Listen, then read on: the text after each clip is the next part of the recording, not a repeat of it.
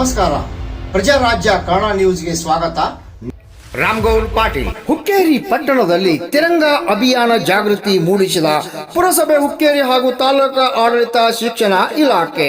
ಹುಕ್ಕೇರಿ ಪಟ್ಟಣದಲ್ಲಿಂದು ಸ್ವಾತಂತ್ರ್ಯೋತ್ಸವ ಅಮೃತ ಮಹೋತ್ಸವ ಅಂಗವಾಗಿ ಹರ್ ಘರ್ ತಿರಂಗ ಅಭಿಯಾನಕ್ಕೆ ತಾಲೂಕಾ ದಂಡಾಧಿಕಾರಿ ಮಂಜುಳಾ ನಾಯ್ಕ್ ಹಾಗೂ ಎಲ್ಲ ಇಲಾಖೆ ಅಧಿಕಾರಿಗಳು ಜಾಗೃತಿ ಜಾಥಾ ಅಭಿಯಾನಕ್ಕೆ ಚಾಲನೆ ನೀಡಿದರು. ಮನೆ ಮನೆಗಳ ಮೇಲೆ ರಾಷ್ಟ್ರಧ್ವಜ ಹಾರಿಸೋಣ, ರಾಷ್ಟ್ರ ಮತ್ತು ರಾಷ್ಟ್ರಧ್ವಜಕ್ಕೆ ಗೌರವ ಸಲ್ಲಿಸೋಣ ಎಂಬ ವಾಕ್ಯದೊಂದಿಗೆ ಸಹಸ್ರಾರು ಮಕ್ಕಳು ಜಾಗೃತಿ ಜಾಥಾ ಮೆರವಣಿಗೆಯಲ್ಲಿ ಪಾಲ್ಗೊಂಡಿದ್ದರು. ವಿದ್ಯಾರ್ಥಿಗಳು ಧ್ವಜ ಹಿಡಿದು ಜನ ತಿರಂಗ ಯಾತ್ರೆ ನಡೆಸಿ ಹರ್ ಘರ್ ತಿರಂಗ ಜಾಗೃತಿ ಮೂಡಿಸುವ ನಿಟ್ಟಿನಲ್ಲಿ ಹುಕ್ಕೇರಿ ತಾಲೂಕಾ ಆಡಳಿತ ಹಮ್ಮಿಕೊಂಡಿರುವ ಈ ಜಾಗೃತಿ ಜಾಥಾ ಎಲ್ಲರ ಗಮನ ಸೆಳೆಯಿತು.